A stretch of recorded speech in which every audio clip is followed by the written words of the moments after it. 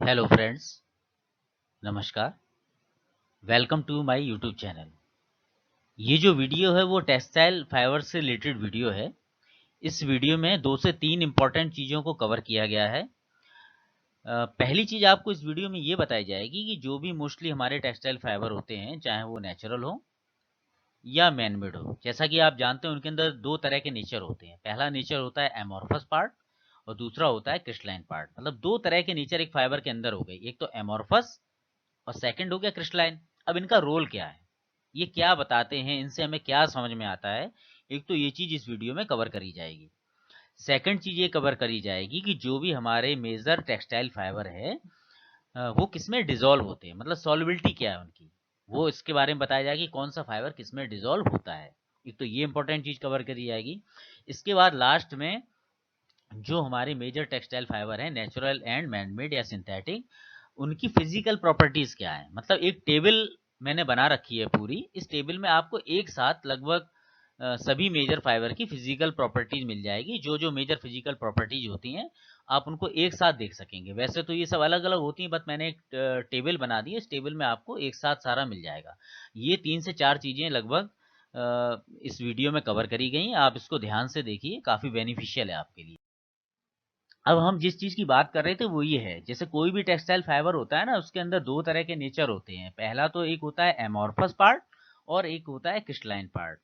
तो इसमें जो पिक्चर दिख रही है लेफ्ट और राइट, ये एमॉर्फस और क्रिस्टलाइन पार्ट की पिक्चर्स हैं। और इन पिक्चर से आप समझ सकते हैं कि जो एमॉर्फस पार्ट होता है वो काफ़ी खुला खुला पार्ट है, ओपन जैसा है और इरेगुलर अरेंज है, मतलब रेगुलर नहीं है। जबकि आप क्रिस्टलाइन पार्ट को देखिए ध्यान से, ये एकदम डेंस स्ट्रक्चर है, घना घना स्ट्रक्चर है और थोड़ा सिस्टमेटिक है, मतलब सिस्टमेटिक अरेंज है।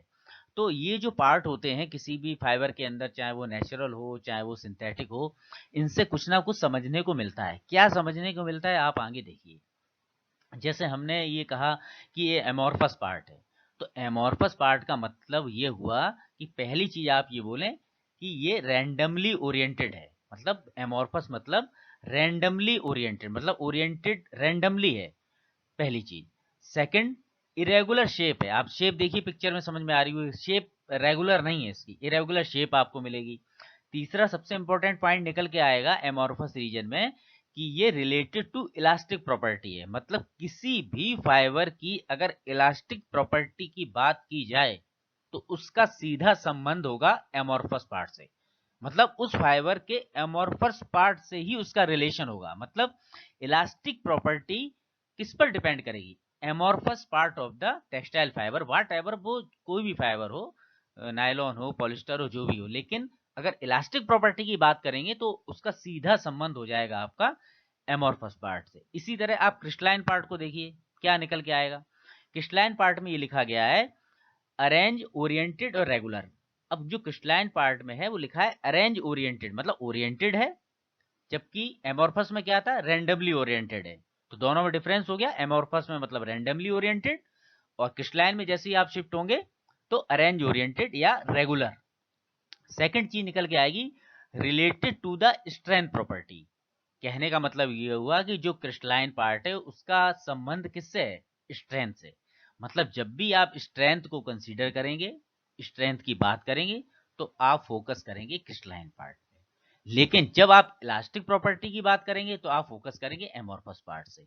तो ये 2 चीजें इससे इंपॉर्टेंट निकल के आई कोई भी टेक्सटाइल फाइबर हो।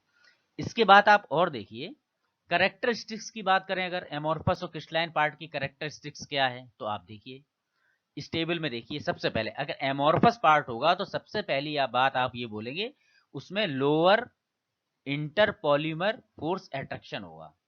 मतलब एमॉर्फस पार्ट के अंदर लोअर इंटरपॉलीमर फोर्स ऑफ अट्रैक्शन होता है। जबकि उसके बगल में देखिए क्या लगा क्रिस्टलाइन में, स्ट्रॉन्ग इंटरनल बॉन्ड्स। मतलब क्रिस्टलाइन पार्ट में हमेशा स्ट्रॉन्ग इंटरनल बॉन्ड्स होते हैं। मतलब ये टेक्निकल चीज निकल के आई एमॉर्फस और क्रिस्टलाइन में। अब सेकंड पॉइंट देखिए, जो एमॉर्फस पार्ट होगा उसके बारे में क्या लिखा है, लोअर केमिकल रेजिस्टेंस। मतलब ये लोअर केमिकल रेजिस्टेंस से रिलेटेड होगा। बट क्रिस्टलाइन पार्ट कैसा होगा, केमिकली स्ट्रांग होगा। मतलब ये केमिकली स्ट्रांग से इसका संबंध है। थर्ड पॉइंट जो रेड मार्क में लिखा है, मोर एब्जॉर्बेंट। मतलब इसका मतलब हुआ जो एमोर्फस पार्ट है वो मोर एब्जॉर्बेंट है, मतलब वाटर को ज्यादा एब्जॉर्ब कर सकते हैं। जबकि क्रिस्टलाइन पार्ट अगर होगा तो ज्यादा, तो लिखा है लेस ऑब्जॉर्बेंट, मतलब ये एब्जॉर्बेंसी ज्यादा नहीं रखेंगे, मतलब क्रिस्टलाइन पार्ट। इसके बाद सॉफ्ट हैंडल, मतलब जो फाइबर एमोर्फस नेचर का होगा तो उसकी बात करेंगे सॉफ्ट हैंडल से, मतलब उसका हैंडल सॉफ्ट होगा, वो सॉफ्ट होगा। बट जब आप क्रिस्टलाइन पार्ट की बात करेंगे तो स्टिफ हैंडल में आएगा। इस हैंडल मतलब स्टिफ नहीं होगा, वो सॉफ्ट नहीं होगा मतलब होगा। और लास्ट एमोर्फस पार्ट होगा तो प्लास्टिक नेचर होगा, मोर इजीली डिस्टॉर्टेड, मतलब एमोर्फस पार्ट की अगर बात करी जाएगी तो ये कहा जाएगा नेचर कैसा है, प्लास्टिक और इजीली डिस्टॉर्टेड हो जाते हैं। जबकि क्रिस्टलाइन नेचर को क्या बोलेंगे, इनफ्लेक्सिबल, कहने का मतलब फ्लेक्सिबल नहीं होती है। तो ये एक कंपैरिजन हो गया एमोर्फस और क्रिस्टलाइन का, और ऊपर आपको उसके इंपॉर्टेंट पॉइंट्स सारे बता दिए गए। तो ये हो गया किसी भी फाइबर के अंदर क्रिस्टलाइन और एमोर्फस नेचर के बारे में क्या क्या चीजें इंपॉर्टेंट हैं। इसके बाद जो मेजर मेजर फाइबर्स हैं आप उनका भी देख लीजिए कि किसमें कितना परसेंट एमोर्फस नेचर होता है और किसमें कितना परसेंट क्रिस्टलाइन नेचर होता है। ये टेबल बनी हुई है, इसमें आपको कॉटन फाइबर मिल जाएगा, वूल मिल जाएगा, विस्कोस मिल जाएगा, पॉलिस्टर मिल जाएगा, सिल्क मिल जाएगा, नायलॉन हो गया। कम से कम जो मेजर फाइबर है उनके बारे में आपको एमोर्फस नेचर का परसेंटेज पता होना चाहिए और क्रिस्टलाइन नेचर का परसेंटेज पता होना चाहिए कि किसमें कितना कितना परसेंटेज रहता है। फॉर एग्जाम्पल जैसे मैंने विस्कोस लिखा है, विस्कोस में देखिए रेड कलर में एमोर्फस नेचर कितना है, 60 से 65%, मतलब बहुत ज्यादा कंट्रीब्यूशन है विस्कोस के अंदर, 60 से 65% एमोर्फस है। अगर परसेंटेज ज्यादा है तो उससे ये भी पता लगता है कि वो फाइबर के अंदर एब्जॉर्बेंसी ज्यादा है। जैसे जैसे आपका विस्कोस फाइबर है तो वाटर को ज्यादा एब्जॉर्ब करता है। इसी तरह आप वूल में देखिए, वूल का एमोर्फस नेचर कितना है, 70 से 75%, मतलब वूल में भी तो काफी पानी एब्जॉर्ब होता है। अगर आप वूल को वेट करते हैं, गीला करते हैं तो काफी वजन बढ़ जाता है। तो ये सब एमोर्फस नेचर से पता लगता है। तो एक तो बात ये हो गई। अब आप इसके बाद नेक्स्ट स्लाइड में शिफ्ट होइए और यहाँ पर देखिए कि कौन सा फाइबर किसमें डिसॉल्व होता है, और इसके साथ साथ ये भी बताया गया कि किस फाइबर का फाइबर कंपोजिशन क्या है। मतलब फाइबर कंपोजिशन को आप ये भी बोल सकते हो कि उसका रॉ मटेरियल क्या है। हमेशा हर मोस्टली जितने मेजर मेजर फाइबर है ना उसका सबको आपको रॉ मटेरियल पता होना चाहिए, या दूसरे शब्दों में कह सकते हैं कि उसका फाइबर कंपोजिशन क्या है। तो हमने यहाँ पे देखो मेजर सभी फाइबर ले लिए हैं लगभग, और हमने उसके बगल में उसका लिखा है रॉ मटेरियल। जैसे मान लो कॉटन, जब आप कॉटन की बात करेंगे तो आप बताइए उसके अंदर फाइबर कंपोजिशन क्या है, तो बोलिए सेलुलोज। लिनन में आइए, अब लिनन में आप क्या फाइबर कंपोजिशन बोलेंगे, सेलुलोज बोलेंगे, उसमें भी सेलुलोज होता है। सिल्क में आइए, सिल्क का फाइबर कंपोजिशन क्या बोलेंगे, प्रोटीन। अब देखिए प्रोटीन के बगल में लिखा है फाइब्रॉन, तो कौन सी प्रोटीन, फाइब्रॉन। वूल में आइए, वूल में भी फाइबर कंपोजिशन क्या लिखा है, ब्रैकेट में प्रोटीन, बगल में क्या लिखा है, केराटिन। मतलब प्रोटीन की भी कैटेगरी है। मतलब वूल और सिल्क दो ऐसे फाइबर हैं जो नेचुरल फाइबर हैं और जिनका फाइबर कंपोजिशन प्रोटीन होता है। बट प्रोटीन को भी डिफाइन करना पड़ेगा कि सिल्क की बात करेंगे तो फाइब्रॉन और वूल की बात करेंगे तो केराटिन। इसके बाद जैसे नेक्स्ट विस्कोस फाइबर, विस्कोस आपका एक रीजनरेटेड फाइबर है, मैनमेड फाइबर है, तो हमने लिखा है रीजनरेटेड सेलुलोज फाइबर है। इसके बाद देखिए एसीटेट, एसीटेट क्या क्या फाइबर कंपोजिशन होता है, तो आप लिखिए सेलुलोज एसीटेट होता है इसमें। अब आइए पॉलिस्टर में, अगर पूछा जाए कि भाई पॉलिस्टर का रॉ मटेरियल क्या है, तो पॉलिस्टर का रॉ मटेरियल आपको बताना पड़ेगा सबसे पहला डाई मिथाइल टेरीपिथलेट, इसको शॉर्ट में बोलते हैं डीएमटी। दूसरा टेरीपिथेलिक एसिड, इसका शॉर्ट फॉर्म क्या है, टीपीए। तीसरा मोनो इथाइलिन ग्लाइकॉल, इसका शॉर्ट फॉर्म क्या हुआ, एमईजी।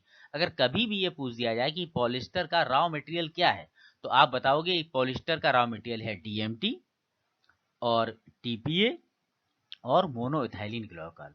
ये हो गया पॉलिस्टर का रॉ मटेरियल। उसके बाद नायलॉन 6 का अगर कोई पूछ दे कि रॉ मटेरियल क्या है, तो आप बताइए कैप्रोलैक्टम। नेक्स्ट नायलॉन 6 का अगर रॉ मटेरियल पूछ दिया जाए तो इसके दो रॉ मटेरियल है, पहला तो है एडिपिक एसिड और दूसरा है हेक्सामिथाइलिन डाइएमीन। नेक्स्ट देखिए एक्रेलिक, एक्रेलिक का अगर रॉ मटेरियल पूछा जाए तो पॉलीएक्रिलोनाइट्राइल। फिर इसके बाद पॉलीप्रोपाइलिन का भी लिखा है, पॉलीप्रोपाइलिन का पॉलीप्रोपाइलिन ही होता है। कहने का मतलब ये हमने मेजर फाइबर लिखे हैं और उनका फाइबर कंपोजिशन या रॉ मटेरियल लिखा है। तो एक तो ये चीज आपको इससे पता लग जाएगी। सेकंड, इसके बाद सॉल्युबिलिटी, मतलब कौन सा फाइबर किस में डिसॉल्व होता है। जैसे कॉटन है लगभग सभी जानते भी होंगे 70% H2SO4 में डिजोल्व होता है। लिनिन है H2SO4 में डिजोल्व होता है, सिल्क है H2SO4 में डिजोल्व होता है। अब वूल किस में डिजोल्व होगा? वूल हमेशा स्ट्रॉन्ग एल्कलीज में डिजोल्व होगा। हमेशा ध्यान रखें कि वूल होगा स्ट्रॉन्ग एल्कलीज। अब स्ट्रॉन्ग एल्कलीज कौन कौन से हैं तो वो भी मैंने लिखा है, जैसे barium, sodium, ammonium, calcium, lithium, potassium hydroxide, ये सब स्ट्रॉन्ग एल्कलीज होते हैं। जितने भी स्ट्रॉन्ग एल्कलीज आएंगे इसमें वूल आपका डिजोल्व हो जाएगा। इसके बाद विस्कोस। विस्कोस तो आप जानते ही हैं, मतलब कॉटन की तरह ही होता है। जैसे कॉटन H2SO4 में डिजोल्व होता है तो वूल भी, ये विस्कोस भी आपका H2SO4 में डिजोल्व हो जाएगा। इसके बाद एसीटेट फाइबर ले लीजिए। एसीटेट फाइबर किस में डिजोल्व होगा? एसीटोन में डिजोल्व होगा या एसिटिक एसिड में डिजोल्व होगा। पॉलिस्टर किस में डिजोल्व होगा? मेटाक्रिसोल। पॉलिस्टर जब भी पूछा जाए या जब भी कोई पूछता है तो आप बता दीजिए, उसमें मेटाक्रिसोल में डिजोल्व होगा। उसके बगल में हमने उसका फॉर्मूला भी रख रखा है, अगर फॉर्मूले की जरूरत पड़े तो आप फॉर्मूला भी यहाँ से ले सकते हैं। नायलॉन 6 और नायलॉन 6 ये दोनों फाइबर है ना, फॉर्मिक एसिड में ही डिजोल्व होते हैं। उसका फॉर्मूला है SCHO। इसके बाद एक्रेलिक। एक्रेलिक किस में डिजोल्व होता है? NN डाई मिथाइल फॉर्मामाइड में डिजोल्व होता है या फिर नाइट्रिक एसिड में डिजोल्व होगा। इसके बाद लास्ट पॉलीप्रोपाइलिन। पॉलीप्रोपाइलिन किस में डिजोल्व होता है? जाइलोल एक केमिकल होता है, उसके बगल में इसका फॉर्मूला भी है। तो ये सारा हो गया सॉल्युबिलिटी टेस्ट, मतलब जो फाइबर जिसमें डिजोल्व होता है। एक तो जानकारी आपको इस स्लाइड से ये मिल जाएगी, और फाइबर कंपोजिशन या फिर पॉलीमर टाइप या फिर बोलिए रॉ मटेरियल, ये आपको मेजर फाइबर का इस स्लाइड से आपको मिल जाएगा। तो ये भी काफी इंपॉर्टेंट है। इसके बाद आप आइए फिजिकल प्रॉपर्टी। फिजिकल प्रॉपर्टी में हमने देखो ये डेंसिटी को कवर किया है, मतलब सभी मेजर फाइबर की डेंसिटी लिख दी है एक चार्ट में। मॉइस्चर रीगेन उसका लिख दिया है, टेनासिटी लिख दी है, इलोंगेशन एट ब्रेक लिख दिया है, और मेल्टिंग पॉइंट लिख दिया है। ये अभी हमने मेजर 1 2 3 4 5 प्रॉपर्टीज फाइबर की ली हैं, और मोस्टली ये तो लगभग सभी को पता होनी ही चाहिए। तो आप देखिए मैंने पूरा चार्ट और टेबल बना दिया, इसमें आपको एक साथ लगभग सभी फाइबर की ये वाली प्रॉपर्टी मिल जाएंगी एक साथ, कहीं भी इधर उधर ढूंढने की जरूरत नहीं पड़ेगी। अब आप देखिए, सबसे पहले मैंने पॉलिस्टर लिया है, फिर नायलॉन 6 एक्रेलिक, पॉलीप्रोपाइलिन शॉर्ट में बोलते हैं PP, उसके बाद पॉलीइथाइलिन PE। शॉर्ट फॉर्म भी फाइबर की पता होनी चाहिए। पॉलीप्रोपाइलिन को PP लिखेंगे और पॉलीइथाइलिन को PE।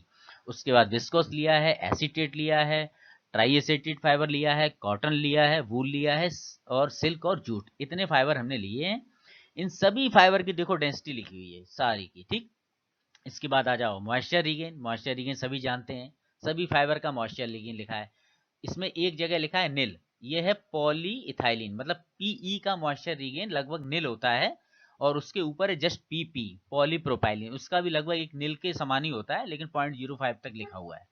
तो ये सभी फाइबर के आपको मॉइस्चर रीगेन एक साथ यहाँ पे मिल जाएंगे। उसके बाद टेनासिटी। टेनासिटी आप जानती है स्ट्रेंथ से रिलेटेड होता है, तो ये सभी फाइबर की टेनासिटी लिखी गई है, और कई जगह मैंने टेनासिटी ड्राई भी लिखी और वेट भी लिखी, मतलब ड्राई में उसकी क्या टेनासिटी रहेगी और वेट में क्या रहेगी। जैसे मान लो एक्रेलिक फाइबर है, एक्रेलिक फाइबर की टेनासिटी 2 से 4 है ग्राम पर डी, वो ड्राई में है, बट वेट में लिखी है मैंने कम। इसका मतलब हुआ कि जब एक्रेलिक फाइबर वेट होगा ना, गीला होगा, तो उसकी टेनासिटी रिड्यूस होगी। जहां पर ड्राई और वेट लिखा है, आप उसकी दोनों रीडिंग पढ़ने की कोशिश करिए। विस्कोस में आइए, विस्कोस की अगर टेनासिटी ड्राई कंडीशन में देखेंगे तो 1.5 से 2.4 होगी, बट वेट कंडीशन में देखो कितना रिड्यूस होगी। इसका मतलब फाइबर वीक हो रहा है। मतलब ड्राई और वेट जहां जहां जरूरत है मैंने वो भी टेनासिटी यहाँ पे लिख रखी है, वो सारी इससे मिल जाएंगी। इसके बाद नेक्स्ट प्रॉपर्टी मिलेगी आपको इलोंगेशन एट ब्रेक, मतलब कहाँ पे कौन फाइबर इलोंगेट होकर टूटता है, उसमें भी जहां जहां जरूरी है मैंने ड्राई और वेट दोनों का लिखा है।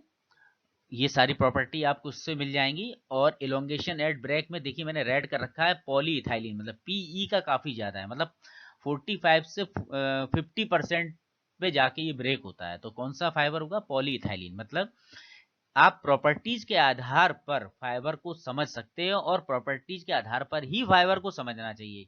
कई बार इस तरह के क्वेश्चंस पूछे जाते हैं कि कौन सा फाइबर स्ट्रांग होगा, पॉलिस्टर स्ट्रांग है कि नायलॉन स्ट्रांग है, तो हम ऐसे नहीं बोल सकते। आपको उसकी टेनासिटी पता होना चाहिए। टेनासिटी में आप देखिए ना किसका टेनासिटी सबसे ज्यादा है। जैसे मान लो नायलॉन 6 में गए, आप देखिए नायलॉन 6 में 6 से 9.5 तक टेनासिटी है, इसका मतलब ये काफी स्ट्रांग फाइबर हुआ। मैंने रेड मार्क भी कर रखा है नायलॉन के लिए। तो इस तरह करके आप रिलेशन बनाइए कि किस फाइबर की टेनासिटी क्या है, उसका क्या रिलेशन है, किसकी कम टेनासिटी है। जिसकी कम टेनासिटी, तो आप देखिए क्या वो मतलब मजबूत फाइबर नहीं है। ऐसे रिलेशन बनाने की कोशिश करिए। जैसे फॉर एग्जांपल आपको बताता हूं, आप इस पे देखिए एसीटेट और ट्राई एसीटेट, ये दो फाइबर देखिए आप। एसीटेट और ट्राई एसीटेट की टेनासिटी काफी कम है, देखिए 1.1 से 1.4 है, ठीक है। तो मोटा मोटी तो एसीटेट और ट्राई एसीटेट फाइबर वाकई में बहुत वीक होते हैं। तो मैंने ये रिमार्क में देखो रेड अक्षरों में क्या लिखा है, weaker then most of the cellulosic fibre, मतलब जितने भी सेलुलोजिक फाइबर हैं इनमें ये एसीटेट और ट्राई एसीटेट बहुत ही वीक फाइबर होता है। तो ये हमें किससे पता चला, हमें तो टेनासिटी से ही पता चला। हम ऐसे थोड़ी हवा में बोल सकते हैं कि कौन सा फाइबर वीक होगा। तो आप टेनासिटी को माइंड में फिट करके रखिए कि किसकी कितनी टेनासिटी होती, तो आप ये समझ पाएंगे कि कौन सा फाइबर कितना मजबूत और कितना वीक है। और एसीटेट और ट्राई एसीटेट वाकई में वीक फाइबर होते हैं और इनको नॉर्मली ब्लेंड करके यूज करा जाता है, मतलब इनको कहीं ना कहीं किसी फाइबर में ब्लेंड करके हम यूज करते हैं, क्योंकि इनकी अपने आप में तो स्ट्रेंथ है नहीं, ऑलरेडी इनकी टेनासिटी वीक है, तो हम इसको ब्लेंड करते हैं। तो इस टेनासिटी को आप रिलेशन बनाइए फाइबर से। इसी तरह एलोंगेशन एट ब्रेक का रिलेशन बनाइए फाइबर से, मॉइस्चर और रीगेन का रिलेशन बनाइए फाइबर। इस पूरे चार्ट को समझने की कोशिश करिए, इस पूरी टेबल को समझने की कोशिश करिए और इसका रिलेशन बनाइए, किसकी कम है किसकी ज्यादा है, किसकी कम है किसकी ज्यादा है, तो ज्यादा है तो क्या होगा, कम है तो क्या होगा। ये वाई वाई क्वेश्चन करिए दिमाग में, तो इससे क्या होगा, आपको ये पूरी टेबल समझ में आ जाएगी। और अगर ये टेबल के सभी जो वैल्यूज हैं, जो मॉइस्चर रीगेन है, जो भी प्रॉपर्टी, इनको सबको आप ढंग से समझ लेंगे, याद कर लेंगे, तो आपको कहीं पर भी दिक्कत नहीं आएगी। अब ये लास्ट प्रॉपर्टी बची मेल्टिंग पॉइंट। लगभग सबका मेल्टिंग पॉइंट लिखा हुआ है, जिसका मेल्टिंग पॉइंट नहीं लिखा है उसके आगे मैंने रिमार्क लिखा है, जैसे विस्कोस। तो विस्कोस फाइबर को क्या जब मेल्ट करेंगे तो लिखा हुआ था फाइबर बिकम्स वीक, वीक हो जाता है वहन हीटेड एवब 150, मतलब 150 से ऊपर जाता है तो वीक हो जाता है, तो इसकी इसलिए इसका कोई मेल्टिंग पॉइंट नहीं लिखा है। ठीक है, जहां जहां मेल्टिंग पॉइंट नहीं है वो फाइबर मतलब डिकम्पोज हो रहा है। जैसे आप कॉटन में चले आओ, कॉटन तो जल जाएगा पूरा, तो डिकम्पोज ही हो जाएगा पूरा। सिल्क में चले आओ, सिल्क भी डिकम्पोज हो जाएगा। तो मेजर मेजर जो मेल्टिंग पॉइंट है जिनके लगभग पता होने चाहिए, वो मैंने सारे इस फाइबर में इस मतलब टेबल में लिख दिए हैं। तो आपको इस टेबल से काफ़ी हेल्प मिलेगी। एक साथ सारा डाटा एक जगह है, आप इसको रीडिंग करिए, पढ़िए। इसके पिछले भी जो स्लाइड्स में मैंने इंपॉर्टेंट चीज़ें बताई हैं आप उसको देखिए, इससे डेफिनेटली आपका नॉलेज बढ़ेगा। Thank you very much.